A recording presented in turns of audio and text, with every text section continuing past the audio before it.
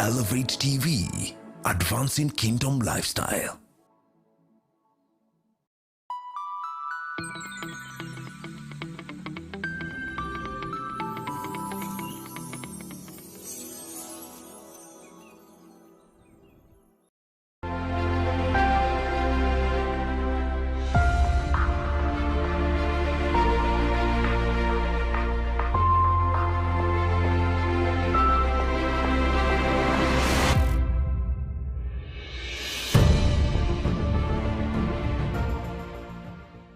Hello viewers, good evening. My name is James Ireri, the host for the day.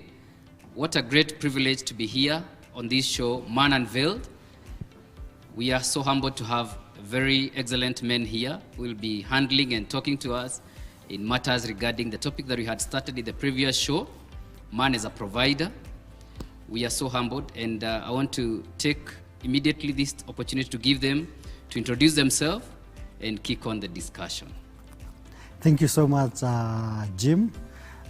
Viewers, good evening. My name is Anthony Wanyoike, and I'm glad that you're watching and that you've joined us in this conversation. And I'm so happy that every time we have Man Unveiled, there are people watching on Elevate TV, yes, where we elevate the truth. Elevating the truth. Yes. Thank you. Absolutely. Okay, my name is Godfrey Gishoke, or Pastor Gigi, that's what they call me, and I'm glad to be on this show. Today I'm wearing a different cap. Yes. I'll be contributing on the entrepreneurial matters and business ideas. That's what I bring to this conversation. Yes. Yes, good to have. Thank you for inviting me to. You're welcome. Yeah. Thank you so much for honoring us with this moment. I believe that we will be able to build and engage on the previous conversation that we had with you. Mm-hmm. And I believe viewers have been following us, and they would want to hear more from you. Okay. Because you carry a lot of wisdom and great knowledge in that aspect. Yeah. Okay. Therefore, without wasting much time, let's kick on from where we stopped the last time. We had stopped at a place when they say that for an entrepreneur, for somebody to succeed in business or entrepreneur, they need technical skills, management skills, and the entrepreneurial skills. And you say the entrepreneurial skills are very pivotal, because the others you can hire services, but the entrepreneur part of it, projecting the business to go from one level to the other. Would you like us to engage from there, please? Yes, that's where we started, Jim, on the issue of entrepreneurship. We said that there are those three major, you would say, classes of skills, yes, that are very critical in helping a business succeed, yes, or rather for the entrepreneur. Yes. So, and we said that an entrepreneur, a good entrepreneur, for you to succeed, you need the entrepreneurial skills. Yes. And we'll explain what that means. And yes, then you need the management skills. Yes. And then you also need the technical skills. Yes. So, and we were saying that a lot of people, when they want to go into business, they look so much on the technical skills. Yes. So if you're a teacher, you start a school, yes, a kindergarten or yes, a primary school. Yes. If you're a doctor, you start a medical practice. Yes. And if you're an engineer, maybe a workshop. Yes. You start a workshop or something like that. Yes. But then we realize that you need more than the technical skills. Yes. So technical skills are critical. Yes. They give direction, yes, in terms of which area you should go into. And I think we need to make that clear. Yes. We're not saying that technical skills are not needed. Yes. Because you don't want to go into a business where you are clueless. Yes. That you have no idea what's going on there. Yes. There are people who can succeed. They can be in airline and in agribusiness, yes, simultaneously. Yes. But that's a different story. But most of us, most of the people we are like, right now we're looking at somebody who is stranded, yes, who is in a very, very tight place, yes, and they want to start off. And so there has to be that technical skills. The technical skills can give you direction, yes, into what areas are possible starting points. Yes. But then now we are saying you need to build the other two skills, management and entrepreneurial, yes, skills. And within management, some of the skills within management is finance management, for example, marketing and finance. And Anthony, I'm sure, can speak so much into the marketing side of it and the finance part of it. So marketing and finance are two critical skills. And then the entrepreneurial skills, as we said, we're going to open up that space and look at what are these entrepreneurial skills, what is important. So I think that's where we were last time. Awesome. Great, thank you so much, Pastor Gigi. Anthony, tell us, as a person who is seated there and asking themselves, now we are here and we want to project ourselves in the business world. What do you advise them to start looking at first? Thank you, Jim. I think just touching on what Pastor Gigi has said, in those three areas, if we are to call them clusters, the entrepreneurial skills looks like the seed, the true seed, that you will not be able to launch yourself into the business world without the entrepreneurial skills. And when you look at them, one, it is your ability to see opportunities. I remember you said, I mean, it belongs to those who see. I mean, that business environment is for people who are able to see and identify the opportunities. And that is one of the entrepreneurial skills that you need. It looks so soft, but it's so core that if you're not able to identify an opportunity, unless you're just a financier, then you may not be able to go far. The other thing that people talk about is what you're passionate about. And you find people are passionate about different things. Even as a little boy or as a little girl, you hear people saying, I would really like to become an artist. Or someone saying, I would really like to know how to cook, you know, to make nice food. And those are passions. Or you find someone says, I would really like to know how these things fix into this particular equipment. So the passion that you have also is very important. So you're coming from, you're able to identify opportunity, but you also have passion to do something, to help the community. And you realize that we said last time, and I'm sure you have the verse, that our gifts opens doors. Sometimes the passions are completely aligned with our gift. You find what you're passionate about could be, that is where your gift is. And then if you check, there are also people who are well gifted in terms of socializing. So this is another area. Are you good at, are you a proper social being? You can be a very good marketer. So when you look at that side, then you realize that I already have entrepreneurial skills. Are you able to look at something and add value? You know, there are people who look at something. Even a book like this, they tell you, Anthony, is this your book? This is your notebook? There's a way we can actually have your name printed and probably put your photo. The person sees the value addition very quickly. So the person sees something and sees what else can be done to it to become better. So those are some of the things that I would look at or that entrepreneurs have that actually propels them into saying, I think I'm good to start. That's true. That's true. And I think, let me just read for the viewers the scripture, Proverbs 18 verse 16. The Bible says, the gift of a man makes room for him and brings him before great men. So there is that value for talent and gifting of an individual that propels him towards his passion. And if he pays attention on it, he's going to launch himself in the right path, isn't it? And as we said, everybody has a kind of a gifting God has deposited in them that with ease they can do certain matters that other people may not be able to do that. And I think, Pastor Gigi, from that point, you mentioned about scanning for opportunities. Should you scan opportunities within the areas of your strength, within your areas of your gifting, so that you're not off the balance? That's a critical point. I think when you think about, and I love what Anthony is talking about, the passion, which is also tied to your gift. I think we need to expound that and say that, so there is need for alignment. So you don't want to go into a business area where your skills or your talents are, you know, like you don't want to strengthen your weakest area. You don't want to go into a business and so you struggle with numbers, you struggle with maths, and you're going into a business that requires you to have very clear, to be able to work a lot of things off your head. So that's very critical. So there has to be a match between your skills, stroke talents, and the business area you're focusing on. That's very important. Most of us don't quite appreciate how much potential we have. Human beings have potential.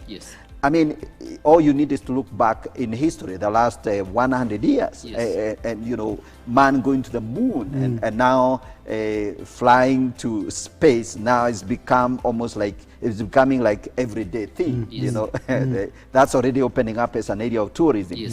So it is just speaks to the potential, the human potential.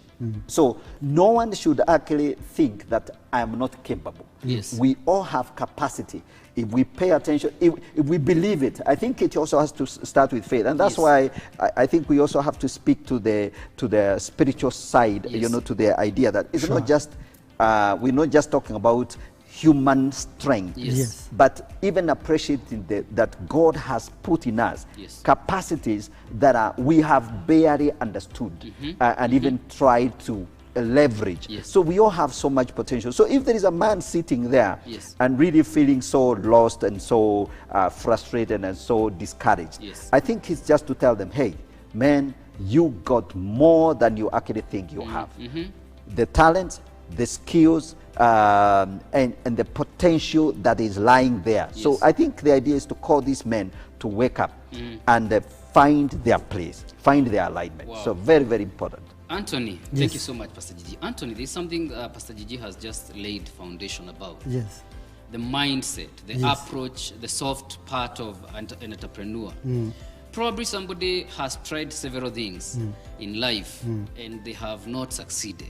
What would you like to tell them in the spirit of building up themselves again? I have a favorite quote from John Maxwell. It says, ability is what you're capable of doing.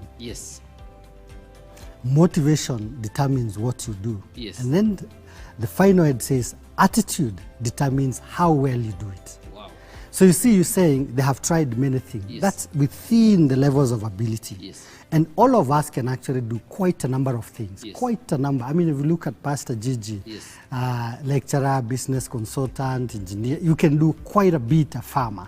But we're saying that is as far as we're looking at the various abilities that God has actually deposited in you. But then there's the motivation that starts narrowing, sort of a funnel. So you're starting from wide and then you're narrowing down. And says attitude determines. Once you say motivation determines what you do, so you now get into the selection.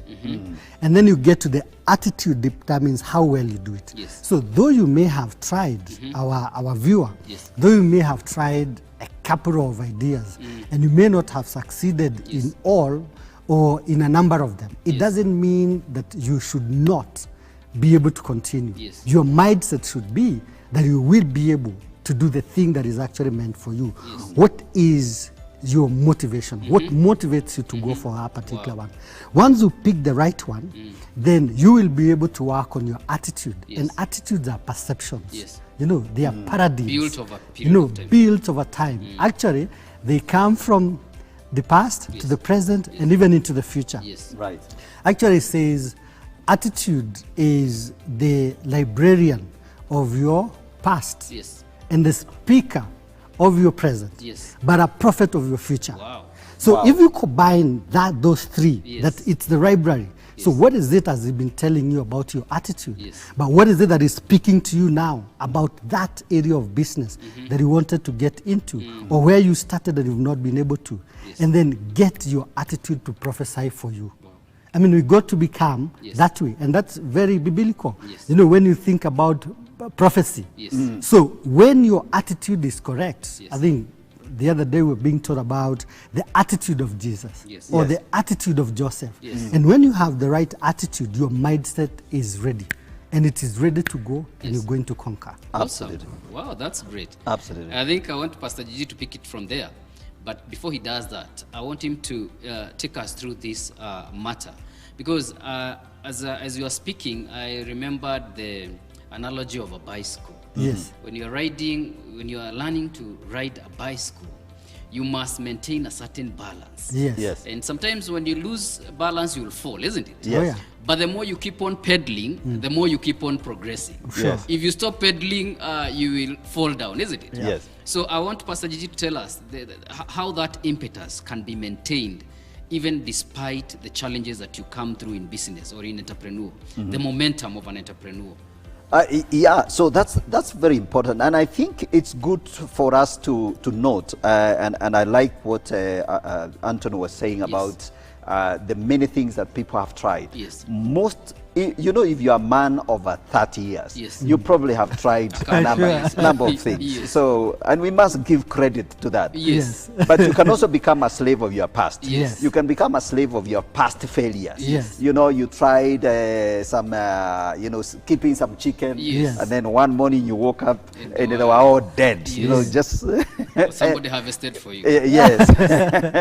And you know, you can keep that history, Yes. and it can become a real impediment. Yes. Because you think about it and you think actually there's no money in Yes. chicken. Yes. Just because you had this very miserable experience. Yes. And so, so we have to be very careful. And so for us to maintain balance Yes. is that we have to let the past be the past. So past failures, Yes.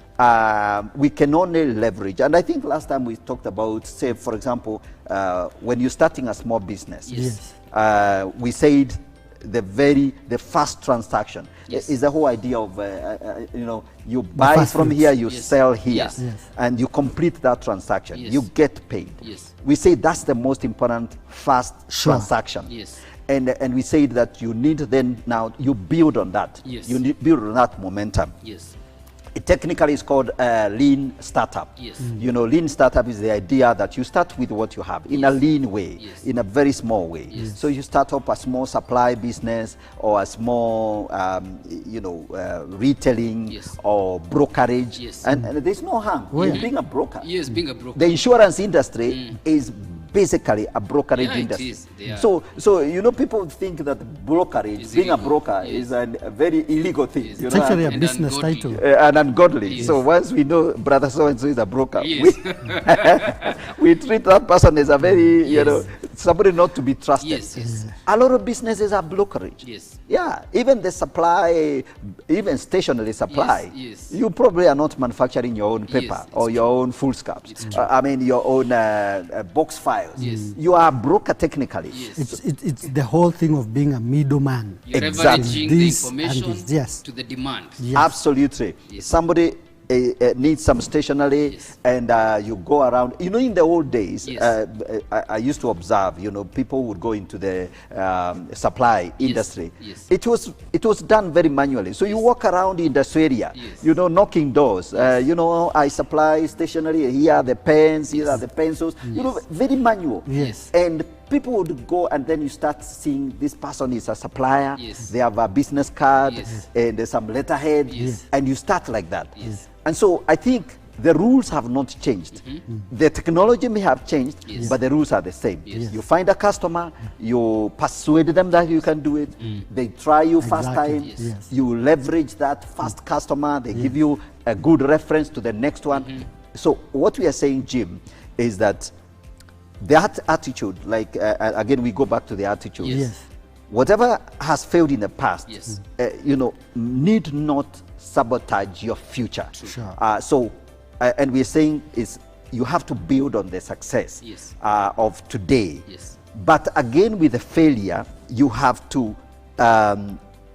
Every failure Yes. can only produce a lesson. Every failure, Yes. has two ways. It can work two ways. Yes. It can sabotage you, Yes. or you can actually look at failure and, like the way You we pick say, your line. Leverage the lessons. turn your lemons into Into lemonade. lemonade, yes. So you have to actually sit there and look at, man, I messed up. Yes. You know, I lost these customers. This is what I didn't do right. Yes. This is I think I misjudged the industry. Yes. These items were not needed. Yes. And I oversupplied Yes. or I have overstocked. Yes. So find a way of maybe disposing them. Dead stock. Sell them cheap. Yes. Cut your losses. Yes. You know, by the way, Anthony, yes. I have to confess here, Yes. I had to cut losses on one of the business, and I think it's good for us to It give is. some of these Yes, Very some examples. personal experience. Yes. I bought a truck. Yes. Wow. One time, GC was a major transporter. Logistic. Logistic. Industry. Actually, and it was very interesting. Yes. So I bought this medium-sized truck, Yes. 3-tonner, and I got a contract. I got a contract to be transporting bread. Yes. So with one of these bread manufacturers, the big one. Yes. And it was exciting. So so here I am. I'm one of those transporters, Yes. logistic contractor. Yes, contractors. And it was very interesting. And I even talked to a petrol station where now I used to fuel my truck and pay monthly. Yes. You know, it's so everything was nicely arranged. Yes. But then now something went wrong. My truck had an engine problem. Yes. So I was down for like 3-4 weeks, you know, doing the engine. Yes. And it was because now I wasn't a big business. I didn't have a replacement truck. Yes. That's how I frustrated my contract. Yes. And so, you know, I got lost there. Yes. And I think when I look back, I would say, yeah, I mean, I beat more than I could chew because, you know, you probably need more than just one truck. Yes. And also, some of those things happen. So what I did is, eventually when I realized things were very thick, I tried now to use the truck on this freelancing. Yes. Freelancing is very complicated with tracking. And those days there were no applications. Yes. So that then you can put it on Uber Yes. and then Send get in. calls. Yes. Yes. So it was networking here and there. Yes. When I realized this business was not working and Yes. it was infringing on my other job, which I Yes. had, Yes. I decided to cut my losses. So I put out my truck for sale.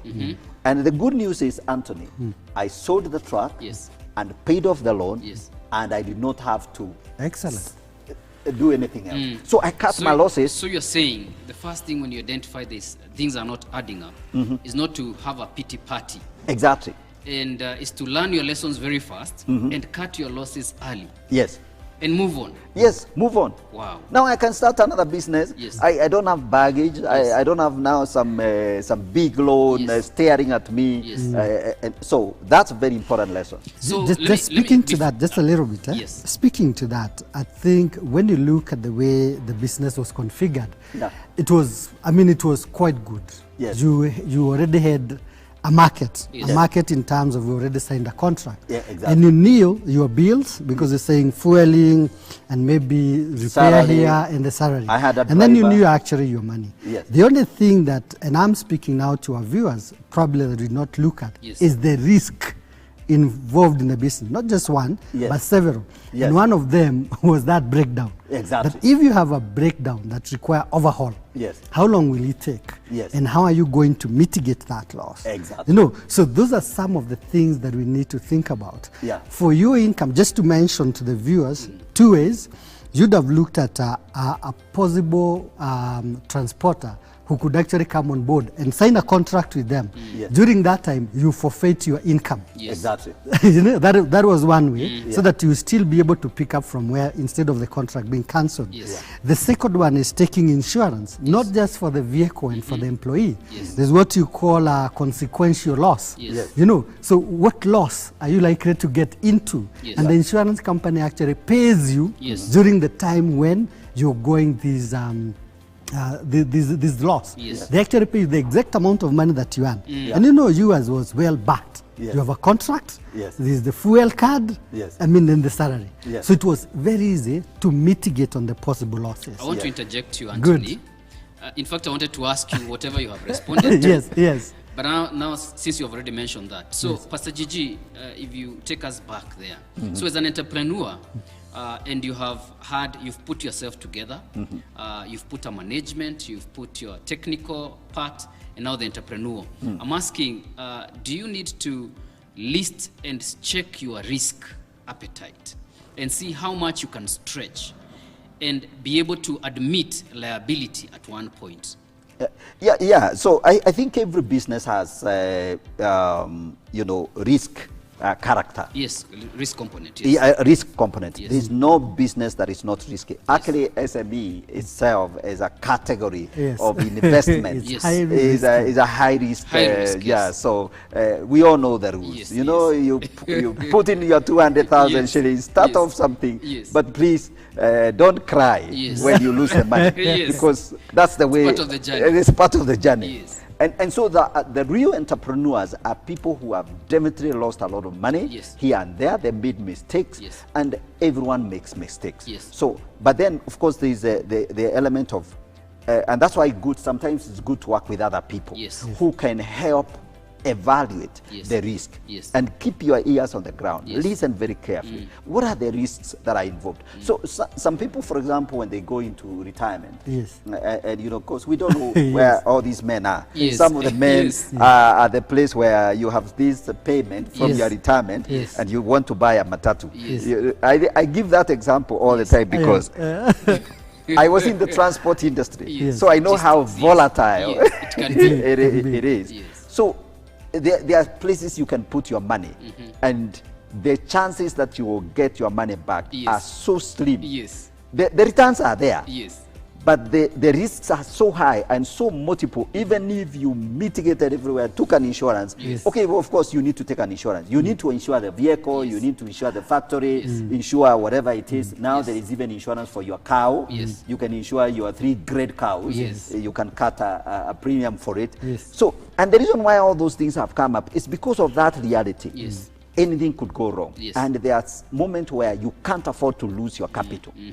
So I think what we are saying, viewers, is okay. So you need to profile that risk, look at it honestly, understand what you're getting into, and then do something about it. Wow. Yeah. Wow. Great. Yes. Let me just add. So see, this is what you said about risk appetite. So you need to look at that risk appetite and be able to say, is this the risk that I want to accept?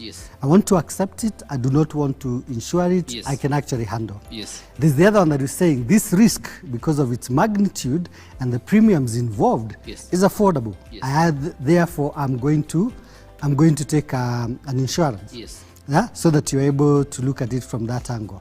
And there's also a risk that you're going to reject. You know, there are risks that you say, I completely reject this risk, and therefore I will not get into this business. Absolutely. You know, you have, no premium, I have no appetite for it, and therefore I kick it out. So there are those ways of responding to the various risks that you find in the business. So as you do the business, you go to look at that and be able to say, this is how I classify the risk and how I'm going to deal with that. And I think I want on that, a good businessman is someone who can say, I refused that business because the risk was too high.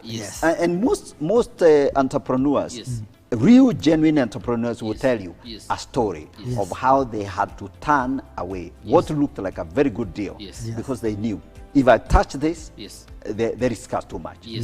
So that's part of it. It's part of the entrepreneurial skill. The part of knowing which one to say yes to and the one to say no. When to walk away. Wow. Great. Viewers, we are just scratching the surface about this matter. It's such an awesome place to learn and to hear from men because they have experiences. I also have an experience, of course. And as we learn from one another, the Bible says iron sharpens iron as a fellow man sharpens the other one.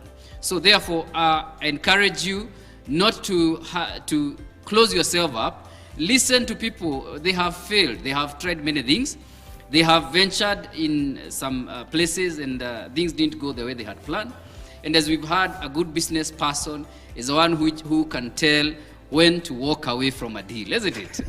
And when to take up a matter, isn't it? I think with those, at that point, we'd like to take a small break. When we'll be back, we'll continue up that conversation. Thank you so much.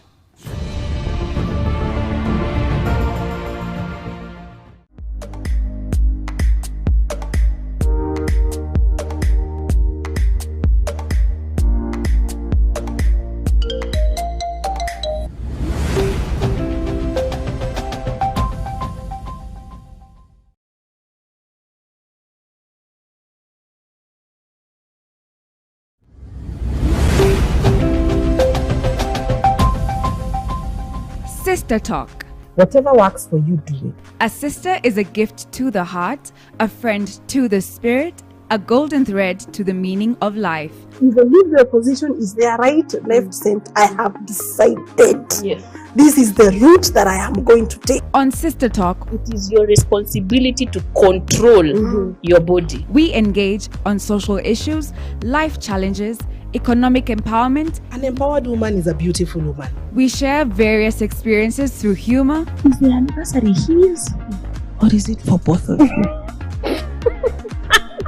godly and biblical values. Character is formed by the knowledge of knowing Christ. Let's walk the Dada journey together. Mothering grace begins to flow in the church when the pastor's wife is given her place and is respected. Sister Talk, Thursdays 8 to 9 p.m.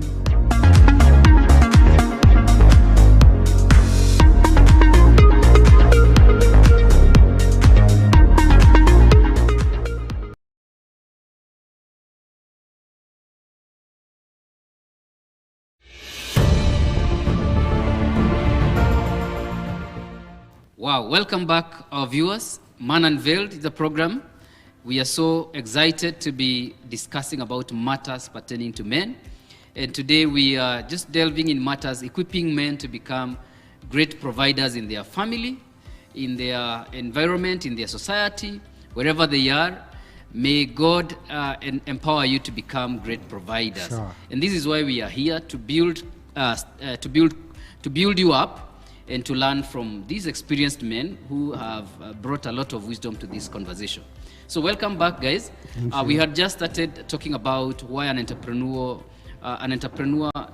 any person who intends to go to entrepreneur must be very articulate on choices they make, isn't it? Yes. And the decisions they make, because every decision has a financial implication, isn't it? Yeah. Anthony, kindly tell us, you had mentioned about the risk component, yeah? Yes. Tell us what comes along with the risk. Okay, thank you. Very briefly, when you're talking about risk, you need always to look at the two sides of a risk. One is the possibility or the likelihood of that risk to occur. Yes. And the second one is the impact of that risk. Yes. Now, when you look at those two factors, those are the two main factors that you actually look at for you to determine whether you will be able to accept the risk or to reject the risk or even to accept it.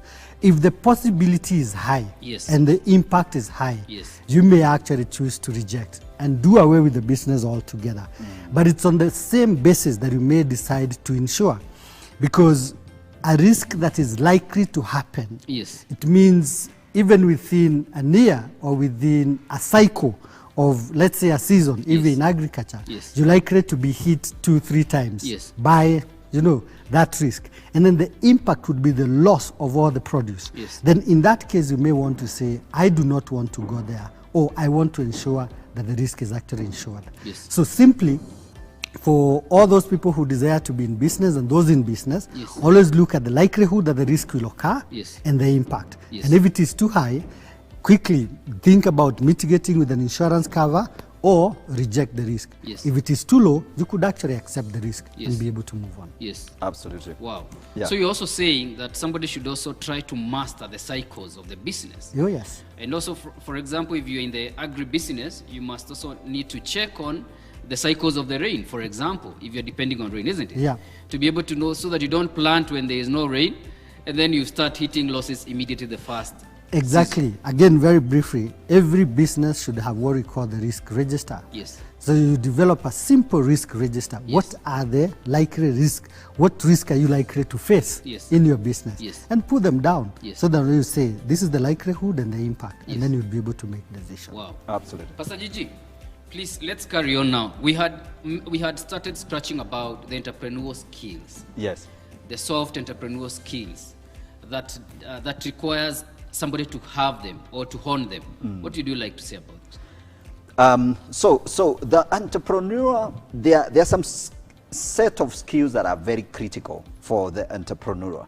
We said one of the characteristics, one of the key character of an entrepreneur is the ability to see opportunity, the ability to decipher the opportunity within the environment, and synthesize that, see where you can make money. Yes. So that capacity. Yes. And these are skills one can develop. Yes. You know, we talk about innovations. Yes. You know, some people are more innovative than others. Yes. Others, some people will see opportunity where others don't see that opportunity. Yes.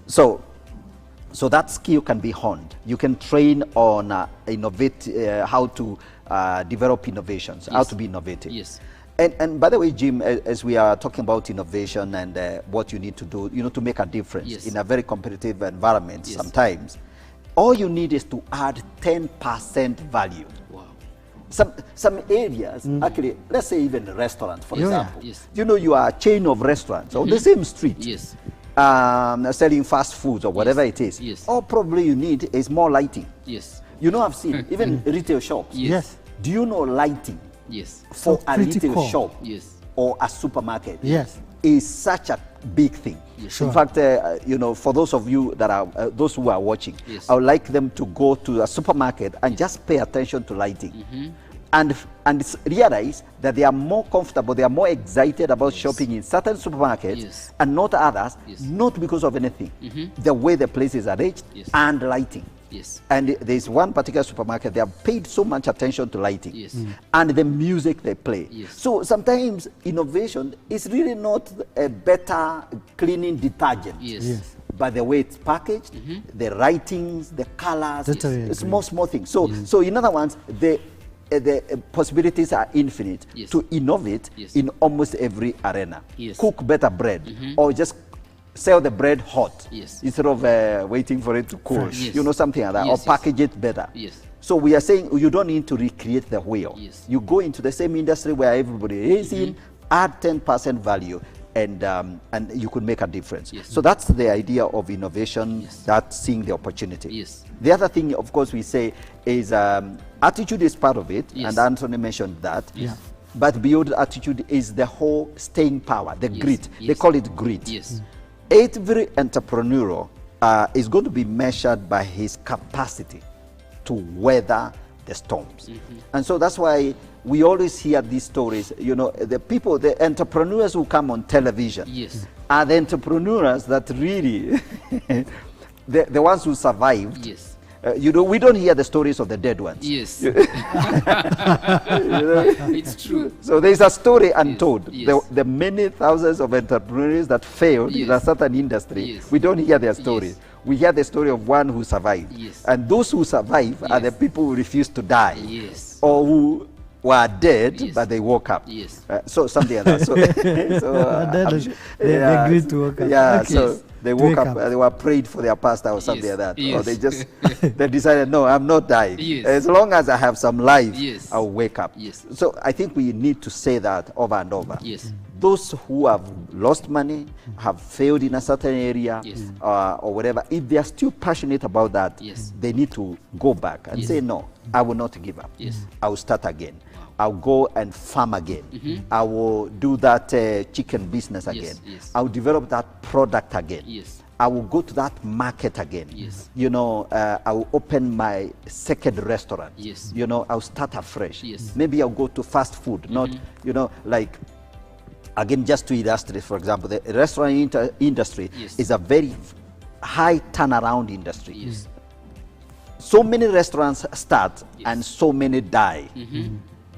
We who consume don't see the drama. Yes. Because all we need is food. Yes. You walk into a restaurant, kuna chakula? Yes. Kama haiko, Yes. you stop showing up. Yes. And then the following 2 months you find they closed. Yes. But that doesn't, you don't cry over a closed restaurant. You go Yes. to the next one. Yes, you go to the next one. So what we don't see is the story of those restaurants that closed. Yes.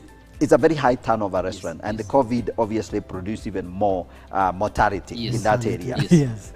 High mortality. Oh, yes. So let me, I will give Anthony some time. Yes. But let's say that skill of being able to see, yes, there are many people who have failed in this industry, but I'm going to persist, Yes. and I will be among the few survivors. And those are the people who, when the wind turns, Yes. they are the people who make money. Wow. When there is a demand for eggs, Yes. like in December Yes. and January. By the way, this year there's a friend of mine who is who does eggs Yes, business. yes. He has a business where they produce eggs. Yes. you read that story all the time. Oh, there are too many eggs coming from Uganda. Yes. Oh, the market is flooded. Yes. That story is usually a certain point where there's a glut. Yes. That's when people remember Ugandans also have chicken. Yes. But when the story of Uganda dies out, Yes. there comes that time where the demand, even if you import from Uganda, you still can't sustain it. Yes. Like the high peak, January, December, in January and February, Yes. and that kind of thing. So you make your money that time. Then you survive when the market is flooded. Yes. Even in the milk business, it's the same thing. People will cry when of course it rains, all the cows produce milk. Yes. And then some people Yes. give up because there was too much milk. Yes. But you make your money in milk when it's dry and all the lazy farmers have sold their cows. They look for the butcherman. Yes. Instead of going to the dairy. So the staying power is what you're talking about. Absolutely. The staying power of an entrepreneur. Viewers, I want to encourage you that don't hang up. Keep on with that idea you have. Probably it is about time and the season will turn out your favor and you'll be the only person supplying that commodity. So guys, let me Anthony, just I want to bring you on board. Yeah? Thank you. And as I bring you on board, now that you've heard about the staying power, Yes. is there anything that an entrepreneur or any person who wants to start a business, for example, requires to carry along, for example, in the matters of consistency and discipline? I think the whole thing is about discipline, if you think about it. And all those entrepreneurs who are able to start, of course, with the grace of God, Yes. continue and be able to finish strong, Yes. is all in terms of discipline. Yes. And discipline has been cited in the Bible, I mean, in the writers, in leadership books and management. Yes. You'll actually find that discipline is very important. Yes. It's about saying, this is what I want to do, Yes. and I want to do it this way, Yes. and I'll be doing at this particular time, Yes. and this is what I will actually be checking. For example, if you started a business and you knew that this is the time that you're supposed to report, Yes. because of the research that you've actually done, Yes. the opening hours and the closing hours Yes. that you're supposed to be there, it needs to be so consistent. Yes. It does one thing to you. It helps you in planning your time, but more importantly, it informs the consumer of what to expect. The predictability. You become now predictable, Yes. you know, so that consumers are not finding today you have, Yes. today you don't have. Today you're open, tomorrow Yes. you're closed. Also the disciplines of what you do with the, for example, the monies, because there are people who think that the sale is the income. Yes. Well, it is the income, is the profit. Yes. So you need to have the discipline to segregate between the working capital Yes. and the money that you actually call the profit. Yes. And if you say 10% will always go back into the business, Yes. sort of what we call plowing back, Yes. make sure that you do it. When you borrow to do certain things for the business, discipline says stay on Yes. in terms of the purpose as to why you actually borrowed the money. So you find most of the people are actually not disciplined in Yes. that. When it comes to bookkeeping, Yes. they also don't keep books the way they're supposed to keep. You become discouraged because yesterday's sale was not as good or last month, so you don't keep good records. Keep records. Keep records. If you're supposed to generate reports Yes. and read them, Yes. and internalize them, Yes. analyze them, Yes. craft action plan for what you're supposed to do. Because again, we don't do. Yes. We don't go back and say, you know what, this is actually what is happening. So the discipline of the what, Yes. the how, Yes. the when, Yes. you know, all that, and making sure that you make the proper progress is so critical in business. Thank you so much, Anthony. I want to read a scripture, Ecclesiastes 9, Yeah. verse 10, which says, whatsoever thy hand findeth to do, do it with might. Oh, yeah. I think that's very encouraging that when you decide and purpose to do something, do it with all your might, with all your resources, with all your networks, and bring every energy towards that cause, isn't Oh, yeah, it? yeah. Now that, Anthony, you have mentioned about borrowing and about capital and about planning, I want to invite Pastor Gigi to mention about now the technical part kindly, Yeah. because now we have started talking about this person needs to evaluate, for example, you said about the markets, isn't it? The competitors, the capital that he has been able to raise, the plan, whether he's sticking to the plan that he had started with, yeah? Or if he didn't have a plan, Yes. where do you bring in the business plan, for example? Okay. I think there are several things there. So there is the, so you need a plan. I think that is without question. Yes. It can be written, or it can be just a mental idea of what you want to do, where you want to start, and where you want to end up. Yes. But let's first of all deal with the idea of, say, source of capital. Yes, source of because I think that's a very critical. Most people that are really stranded right now, I mean, those that are following this, and you know, you're feeling so stranded. Yes. Maybe the most frustrating thing is the issue of where do I get the money to get started. Yes. Now, one time, me and my friend Alex Mwimi, and I'll mention him here. Yes. Alex, we ran a seminar one day in Nairobi on 25 businesses you can do without money. Yes. Wow. So that seminar is still going to be repeated one of these days. Yes. So, and I hope that will have takers. Yes. Because there are very many businesses you can do without any capital. Yes. Printing is one of them. Mm-hmm. Okay. Yes. Just to start us off. Yes. And many others. And so let's not go into that. But when you think about capital, yes, of course, the kind of business you start is going to be dependent on the amount of capital you can raise. Yes. So we are not saying that you're going to start building a tower yes, if you don't have that capital. Even the Bible says one must examine, yes, sit down, yes, and count the cost. You yes, don't go to war yes, without counting the yes, cost. But most people, actually, their problem is not capital. Their problem is discipline with the capital they get. Oh, yes. Wow. Discipline with the capital they get. Exactly. Because there are people, one of the source of capital, by the way, I checked the research, yes, like sources of capital. Yes. The number one leading source of capital is your family. Yes. Is money from yourself, your wife, or your husband, or your mother, yes, or your father. Yes. Relatives. Yes. That's the first. Most businesses start with money coming from the family. Yes. Very true. And so, if that is like the most popular source of capital, yes, we need to ask ourselves, why then are people complaining? It's yes, because, and most people, if they were to confess, they were given their first money to start their capital. By their parents. You know, when your mother gives you yes, money, yes, you know, that 50K to yes, start your business. Yes. Then 1 month later, the business has collapsed. Yes. You know, you have a very big quarrel. Yes. So that's where the problem is. Yes. So sometimes, so you will get the money.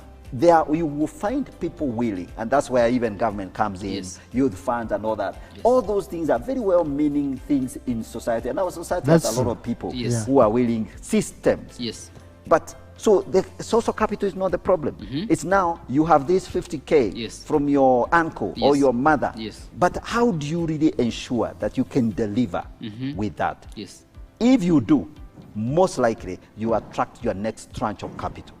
So I think let's all say, and Anthony, I would like to hear Yes, you also throw yes, in your weight on this, because yes, I know you also have Yes. a business. Yes. I'm sure you started somewhere. Yes. You know, the issue is that if you can actually prove yourself with the first money, yes, which you get maybe from your wonderful, well-meaning relatives, yes, if you can use that yes, properly, you are going to attract more capital. Wow. So what you're saying is actually spot on, that cash begets cash. Yes. Yes. It begets more cash. Yes. You become wealthier. Yes. You know, I mean, even if it was 50,000 or 1 million, it's actually growing. So it's critical that we get the discipline of managing the finance. That's true. Very important. So you're speaking to the business plan and you're saying that section is important. So the cash flows, you know, the way you do your projection as to the services or the product that you're going to sell, yes, the takeaways in terms of expenditure yes, or expenses, yes, you also put them there, and then you show your net. Yes. Then you try to be as realistic as possible. Yes.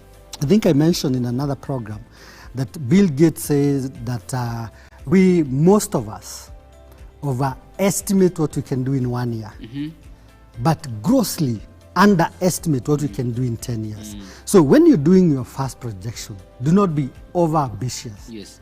because that is what most of the people mess. That in 1 year utaniona, sindio? And especially a young man, takuwa hapa napitia hapa na Impreza, sindio? Ama anasema Outback, sindio? Instead of seeing the Outback, you see the back of the fella. Walking away. So it because they overestimated what they could achieve in the first 1 month, in the first 1 year.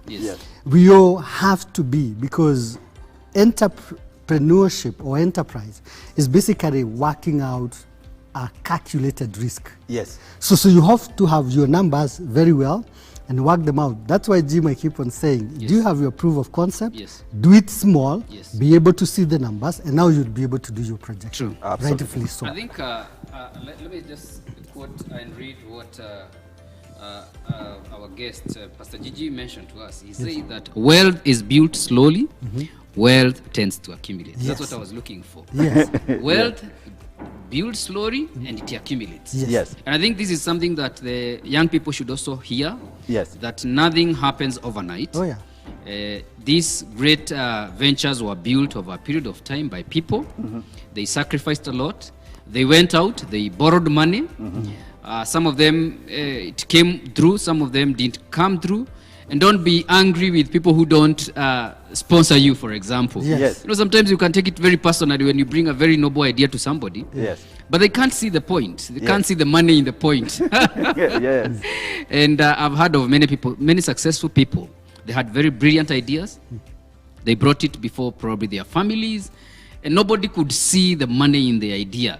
And they said, this won't go anywhere. So sometimes you may be having a very good idea. Don't be discouraged when you go to people that especially you think they would connect with the idea immediately, and they don't approve it, or they don't see the end of the whole game. So try out, talk to financiers, like you have said, the circles, you've said about the banks and stuff like that. And I think because of that kind of the dream, you know, the dream is one which propels any entrepreneur. And that dream, and you said we can articulate it and write it somewhere. Plan, because they say failure to plan is planning to fail. Absolutely. Anything you'd like to add about planning? Okay, so first of all, I think there are two things we need to consider when we talk about planning and business planning in particular. Most small startups probably don't need those fancy plans. Okay, an elaborate plan. So you probably need a one-page, a one-page plan. And like Anthony is saying, you still need a plan. And don't be lazy in planning. So really, and simple Excel is a very good place to start.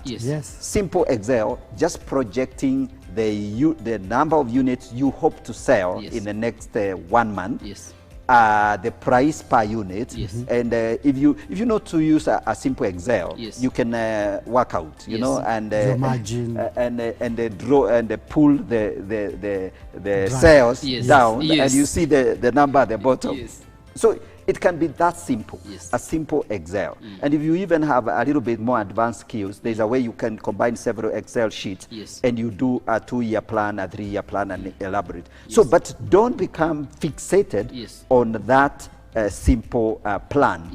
Because the proof of the proof is in the pudding is in the eating. So you have to subject your business, your plan, to the reality of the marketplace. The actual execution. Absolutely. And we must say, even with a good plan, be willing to adjust and be flexible. Because, you know, this is one of the things, is a very good example I give with strategy. Because, you know, strategy can be a very fancy idea. And sometimes people confuse.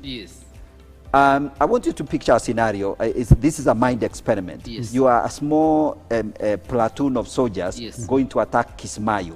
And you've said you're going to start your firing at 5 a.m. So you're already, everybody is ready. There is tension, 5 a.m., maybe 30 minutes before 5 a.m., 4:30, you're all set, dressed up, everybody, you've checked up everything. But you're going to start firing at 5. But then your enemies start firing at 4:40. 4:40, That is what happens in the market, in strategy. You have a good plan, but the firing starts earlier than you had anticipated. Projected, yes. What happens is all your strategy falls apart. Yes. Because now you had not anticipated. So the fact that the firing started before means that a few things were not ready. Yes. So that's the problem. Yes. So the disclaimer with a plan is you can have a very good plan, but firing can start before. Wow. I'm sure there are people who had plans to start their business before COVID. Yes. But COVID came, so it's like firing started before your plan, before you even hit the ground. Yes. So the idea is, if that happens, change your plan, adjust. Can I say something so that you can continue? They actually say that the best strategies are not written in ink. They're written in pencil, so that you can erase. Wow. And I want to repeat that. The best strategies are not written in ink. Why don't you look at that camera? The best strategies are not written in ink. They're written in pencil so that you can erase, so that you can make an adjustment, edit. Yes. So that you're able to carry on. Absolutely. Adjust. Carry on. Yes. Adapt. Yes. Yes. Because now things have changed. Things are not the way they are. For example, before COVID came, some people may have anticipated to exit from employment. Yes. But something happens and you find yourself you don't have any employment. Absolutely. So the strategy was exit strategy, 5 years plan. Now, you're being 4 years down now. Before the line, you're being told, Anthony, we don't require your services. So essentially, you should actually be reviewing your plan as you carry along against the reality or the actual. That is why even if you had your projection, month 1 to do X, please let us see whether you hit X plus or X minus or a percentage of X. So you keep on doing the review. Over time, the business will actually form a pattern, or it will actually be able to tell you where you are, and it will tell you exactly whether what you're thinking, what you had projected was ambitious or below than the reality, and then you'll be able to apply a certain percentage now moving forward to be able to say, this is the way, my thinking is this way, but I'm always doing 90% of that. So your next projections are likely to be. I think I want to hear something. There's something about Pastor Jesse being very reasonable, and very real and realistic.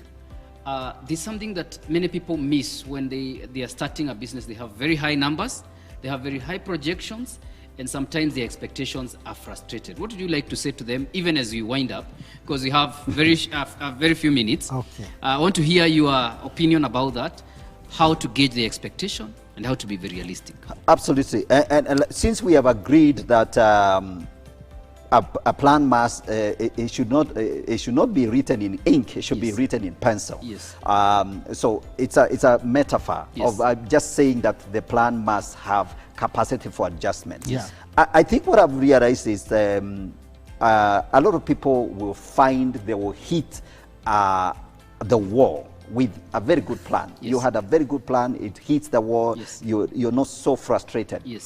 My take is, or rather my advice is, when things don't work out in your plan, change your plan, adjust yourself, and retreat and re-strategize. Awesome. I think I don't want you to add any word from there. Anthony, let's hear your parting shot. My director is saying we wrap up. Thank you so much, our viewers. We're glad that you've been with us from the very beginning. I think it's very critical for every person who yearns to become an entrepreneur, or you're already in the business, to ensure that you become as realistic as possible. Just borrowing from those words of Bill Gates, do not overestimate what you can achieve in a short time. Neither should you underestimate what you can achieve in a long time. If you project for a longer period of time, you'll hit your targets bang on. Wow. Have the tenacity, remaining there. Awesome. Thank you so much, Anthony. Because of interest of time, we can continue, and I believe we'll have moments to engage further with Pastor Gigi and others. Great to have you viewers on show. Man Unveiled, we wrap it up this way and say that keep on doing that, the staying power of a business person. Don't give up. Keep on looking for opportunities, and when you have that opportunity, give it the best shot you can. It is Man Unveiled. You can check us up on Elevate TV Kenya on all the social platforms, Twitter and Facebook. God bless you. Till next time, bye-bye. Thank you.